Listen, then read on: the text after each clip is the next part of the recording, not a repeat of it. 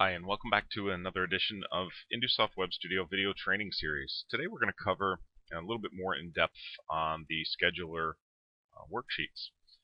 We're going to cover the three different types of events that can be triggered by or used with the scheduler: the calendar, the clock, and change. We'll cover what fields to use when, and cover some example uses. Before we get started, I want to talk a little bit about the layout of the scheduler worksheet. We're going to jump here into the real development environment in just a moment.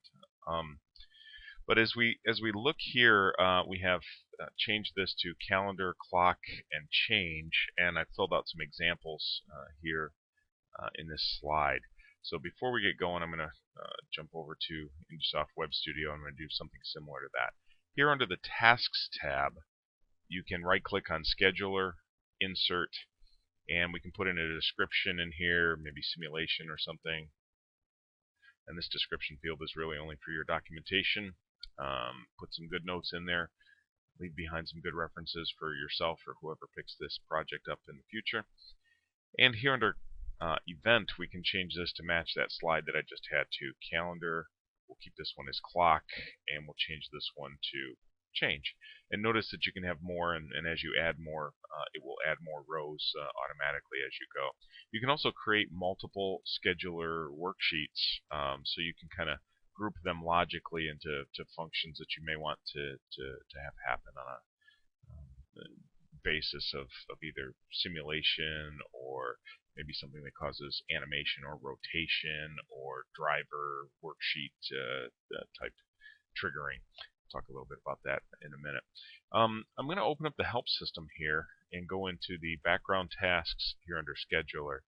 And the scheduler worksheet, just by definition here, is used to execute program logic. It's really one of the interfaces for the built-in scripting language. And if you realize this, then the idea of how to use the scheduler worksheet becomes pretty easy. And the three different things that we can do is schedule it on a date and or time, or I should say date time, a regular time interval, or upon some triggering event. And so that's each of those three different lines that we've configured. If we scroll down here to the event, calendar generates a time basis greater than 24 hours. So for example, you can define a report that prints every Friday at a specific time, or something that happens at let's say 8 p.m. Every day, or 2 a.m. every day. And if we change the triggering event to clock, then it's really time bases that are smaller than 24 hours, or intervals, or periods, or frequencies that happens. And when I'll go back and cover this in the slide in just a moment. And here under change, it's whenever that tag changes in the trigger field that it executes that line. We have a trigger field, we have a time field, we have a date field, and tag and expression, which is where tag and expression is really where the built-in scripting language comes into play, and that's really what the meat of this interface is all about. And then the disable.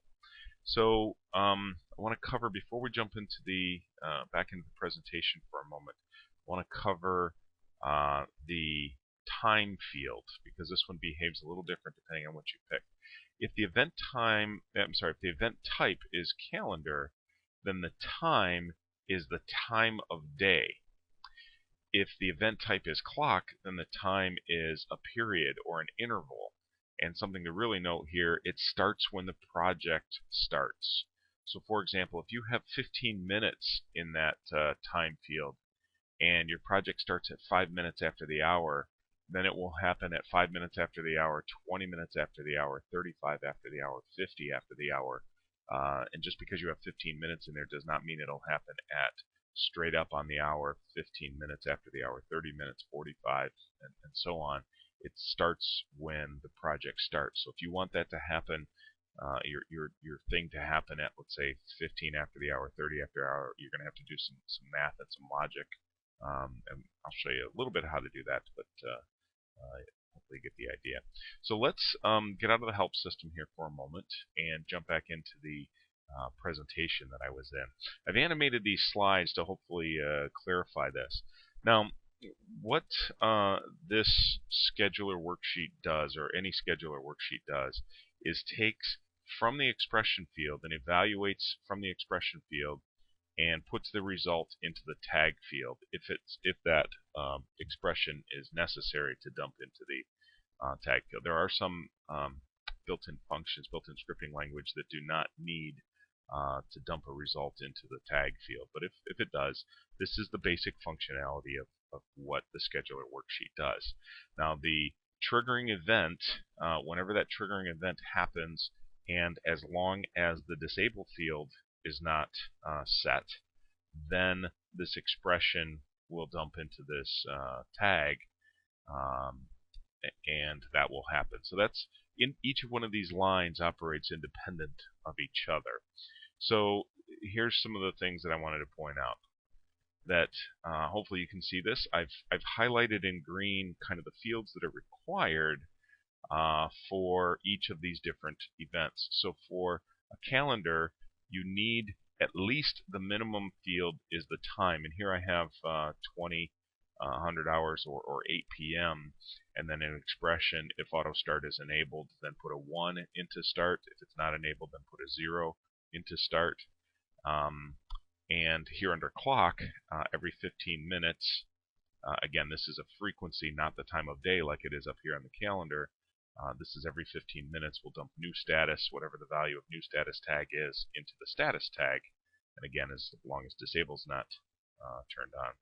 And then a little bit differently here under change for the event, whatever this tag is, and you cannot put an expression in the trigger field. It has to be a single tag. If you need an expression in there, then you can generate that with a math worksheet or elsewhere in Screen Logic. Or anywhere else, the value of that tag just needs to be a single tag in this field. Here we can see that some of these are optional. So for example, here under calendar, I might have a date set. Now this date, interestingly enough, will happen one time, and then it'll be a one-shot, and it will never happen again. If you want something to happen, let's say, only on Fridays or only on certain days of the week, you can put an expression in the disable field, let's say using the built-in system tag called weekday, that gives you a number between 0 and 6 if it's Sunday through Saturday. You can build up an expression here in the disable field and have it do something only on every other day, or only if it's Friday, or only at the beginning of the shift, or whatever that case may be. But I've highlighted here in yellow so that you can see which fields are optional. So under calendar, the date field is optional. If you want something to happen every day at, let's say in this case, 8 p.m. Or 2 a.m., you put that particular time. The format is hours, minutes, seconds. And then, again, date is optional, and the tag fields are optional. That's only necessary if that particular expression that you put in needs that tag for an error status or to put something in. And then the disable field is always optional. You could put a tag name in here. You can put an expression in here. You can put a constant in here. So let's say, for example, you've done some simulation using your scheduler worksheet. You can come back in here after the fact and just put all ones in here, and it will disable all of those lines. You don't have to delete it, but you can disable it, so you can maybe go back to that later on if you need to for debugging purposes. So let's see. Clock would be 15 minutes here. So this would be 8 p.m. This would be 15 minutes, and this would be again a frequency. So this would happen every 15 minutes from the time you started the project. The similar format again. So this is hours, minutes, seconds. And I added another line down here just so I could show you that we can go down to the granularity of 0.1 or 100 milliseconds or a tenth of a second. So it's hours, minutes, seconds, dot, and then 1 through 9 is possible in this field here. So in that case, we could, in this case here, I'm counting up every half second, and I'm counting up Here's an expression that I've built that adds 1 as long as the simulation tag is less than 9. What this will do is this will count up to 10 and then reset itself back to 0, and it'll 0 through 10 over and over and over again, as long as the sim disable or simulation disable tag is not turned on in any way. That will still keep happening. So that's the basic ideas of the fields. Now, something else that's important and that caught me fairly early on is that these fields that I've highlighted in red are not used. So when the event is set to calendar, you don't use the trigger field. Same with clock. You only use the trigger field when it's set to change. You don't use the the time field when it's set to change, nor the date. And the same here with the date field for clock. You really only use the time field because that's just a frequency or a period. So let's see, and all of these are generally not used when you have those particular events. So hopefully that explains how that is used. So let's go back in here into the runtime, make sure that I have everything covered. We've got the calendar, the clock, the help system showed you that. Let me give you some ideas of how you might use this. You might use this to put a clock and then the frequency or the period in the time field. Let's say you wanted something to happen every 200 milliseconds. Maybe you might put in 00 hours, 00 minutes, 00 seconds, .2. So that's every 200 milliseconds. And then you might toggle a tag and then dump the result in here. Then use this tag over in a driver worksheet in a standard driver worksheet to trigger that standard driver worksheet, let's say every 200 milliseconds, or maybe rather than faster, slower, maybe once an hour. You have a process that only happens once an hour, or maybe at the end of shift you want to dump some information to a device that's normally offline or something like that. You can set this scheduler up to do that. Simulation, I talked a bit about how to count up to a number. There was an example back here in the presentation where this expression can be used to count to 10. You can do this here. You can just change this number and count up to any other number. It could be 100, could be 1,000, and set the frequency here. And again, that can be disabled either via tag or by putting a constant in there.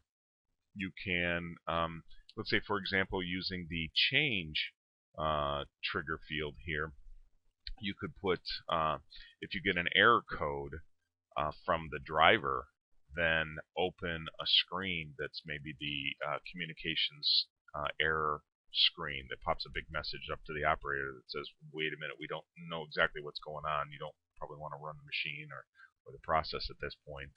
Get a hold of maintenance, or maybe it can automatically alert maintenance and send them a text message or something. You could also do that right from within here. Printing reports. End of shift comes, so we get a trigger from the end of shift or the end of a production run. Print a report. You can use to do that. So those are some of the ideas that can be used for the scheduler worksheet. Hopefully this was helpful and beneficial. If you have any feedback, please let us know. If you'd like to contact us, you can get a hold of us at info@indusoft.com. Send us an email. We'd be happy to hear from you. Thanks. Have a great day.